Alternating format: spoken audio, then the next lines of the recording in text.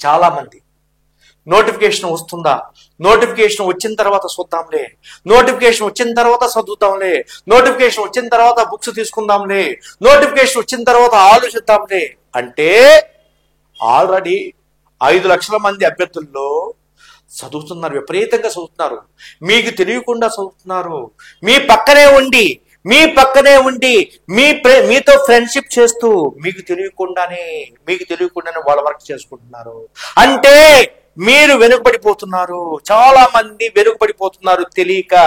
ఎందుకు వెనుకబడిపోతున్నారంటే నోటిఫికేషన్ వచ్చిన తర్వాత చూసుకుందాంలే అని అనుకుని, ఇలాంటి ఆలోచనలు పెంచుకుని, లేదా నీ పక్కమ్మటి వాడు ఎవడో ఇప్పుడు నోటిఫికేషన్ రాదంటలే తర్వాత చూద్దాంలే, ఇప్పుడు ఎందుకు రా బాబు ఖర్చు పెట్టుకోవడం, ఇప్పుడు ఎందుకు రాని చాలా మంది చెప్పడం వల్ల కావచ్చు, మీలో నెగిటివ్ భావాలను పెంపొందించడం వల్ల కావచ్చు, మీరు వెనుకబడిపోతున్నారు.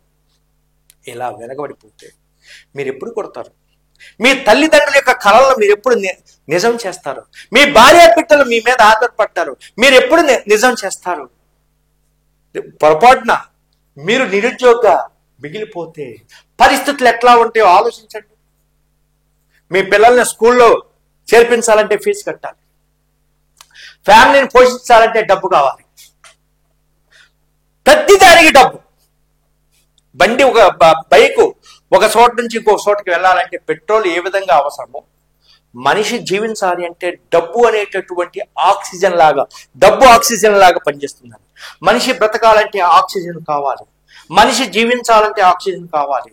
అదేవిధంగా మనిషి తన కోరికలు తీసుకోవాలంటే డబ్బు కావాలి. కోరికలు అంటే ఇక్కడ ఏదో జలసాలు చేయమని కాదు, మినిమం బేసిక్ నీడ్స్.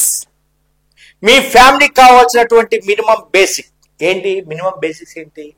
కట్టుకుంటానికి గుడ్డ, తినటానికి తిండి, ఉండటానికి ఇల్లు, మీ పిల్లల్ని చదివించుకోవడానికి ఎడ్యుకేషన్, మీ తల్లిదండ్రులు పోషించుకోవాలంటే డబ్బు కావాలి. వీటన్నిటిని మినిమం నీడ్స్ అంటారు. ఈ మినిమం నీడ్స్ తీర్చలేనటువంటి వాడు కష్టాలు పడుతుంటాడు, సొసైటీలో వాడికి విలువ ఉండదు. కాబట్టి మీరు మినిమం నీడ్స్ కంపల్సరీ తీర్చుకోవాలి. ఈ మినిమం నీడ్స్ తీర్చుకోవాలంటే మీకు ఉద్యోగం ఉండాలి, అది కూడా ప్రొటెక్టెడ్ జాబ్ ఉండాలి, మిమ్మల్ని ప్రొటెక్ట్ చేసేటటువంటి జాబ్ ఉండాలి. తుమ్మితే దగ్గితే ఊడిపోయేటటువంటి జాబ్ కాకుండా పర్మనెంట్ జాబ్ ఉండాలి. ఆ పర్మనెంట్ జాబే గవర్నమెంట్ జాబ్.